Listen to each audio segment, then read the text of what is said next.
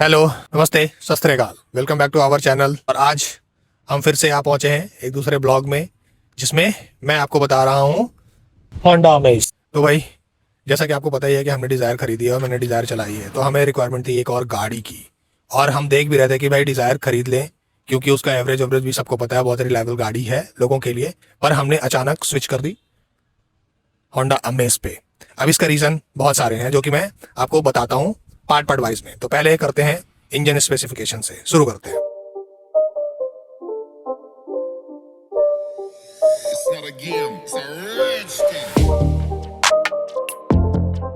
तो Honda amaze 2025 मतलब facelift की बात कर रहे हैं हम यहाँ पे। तो इसमें जो इंजन आता है वो है 1.2 लीटर IV टेक 4 सिलेंडर, और मारुति सुजुकी डिजायर 2025 फेसलिफ्ट में आता है 1.2 litre Z series 3 cylinder. Torque है होंडा अमेज में 89 bhp का और डिजायर में है 80 bhp का, और जो कि पावर जनरेट करती है 111 न्यूटन मीटर का। हालांकि यहाँ पे 110 न्यूटन मीटर का टॉर्क जनरेट करती है होंडा अमेज।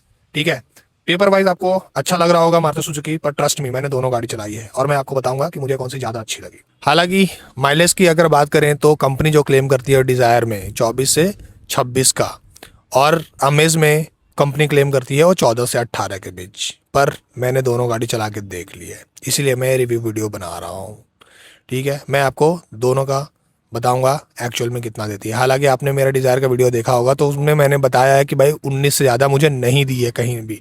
इसका मैं आपको बताऊंगा, क्योंकि हमने 400 से किलोमीटर से ज़्यादा चला लिया है, तो मैं आपको बताऊंगा ठीक है कि कितना एवरेज ये मुझे दे रही है।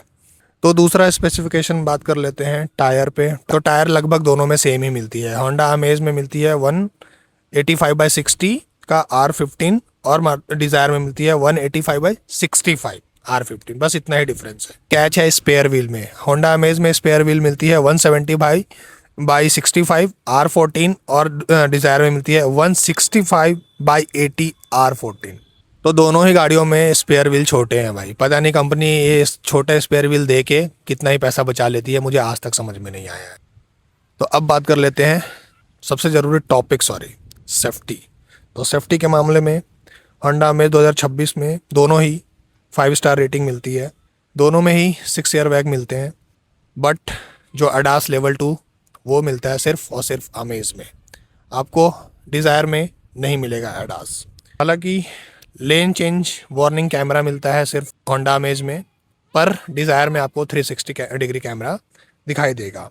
उसके साथ ट्रैक्शन कंट्रोल दोनों में ही मिल जाएगा, होल हिल्ड असिस्ट दोनों में मिल जाएगा, पर TPMS tyre pressure monitoring system जो कि होंडा अमेज में नहीं है, सिर्फ और सिर्फ डिज़ायर में है। हालांकि मुझे इसका ज़्यादा यूज़ नहीं समझ में आता है, क्योंकि उतना ज़्यादा एक्यूरेट नहीं है। बहुत ज़्यादा देर तक आप गाड़ी हाईवे पे चलाएंगे तो ये आपका यूज़फुल हो सकता है।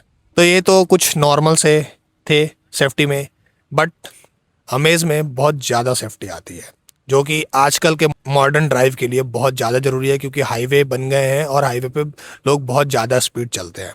तो होंडा अमेज में जो सबसे पहला सेफ्टी फीचर मिलता है, जैसा कि मैंने बताया, अडास लेवल 2 अडास है जो होंडा अमेज में दिया गया है। क्रूज़ कंट्रोल जो कि अडेप्टिव है, सामने वाले की स्पीड को डिटेक्ट करके आपके इस गाड़ी की स्पीड को मेंटेन रखता है। जैसे कि अगर सामने वाली गाड़ी 60 पे चल रही है और आपने भी 60 की स्पीड उसमें लगा दी है, तो सामने वाली गाड़ी जब धीरे होगी तो आपकी गाड़ी ऑटोमेटिक धीरे कर दी जाएगी। और अगर वो 20 से कम हो गई तो क्रूज़ कंट्रोल छोड़ देगा और आपको गाड़ी चलानी पड़ेगी। पहला सबसे इम्पॉर्टेंट फीचर।